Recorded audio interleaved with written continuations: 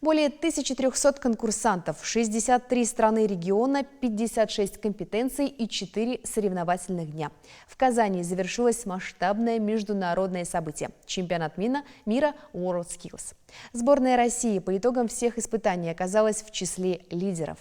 В общем зачете команда нашей страны заняла второе место, завоевав 22 медали. В копилке российских молодых профессионалов 14 побед. По 4 серебра и бронзы, а также 25 медальонов за профессионализм. В числе получивших признание представитель Чувашии Евгений Краснов. Молодой человек принимал участие в соревнованиях в компетенции «Кондитерское дело».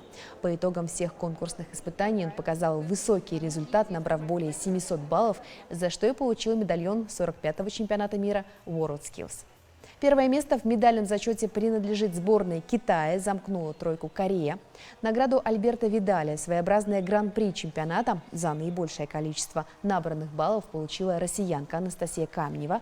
Она выиграла чемпионат в компетенции «Лабораторный химический анализ».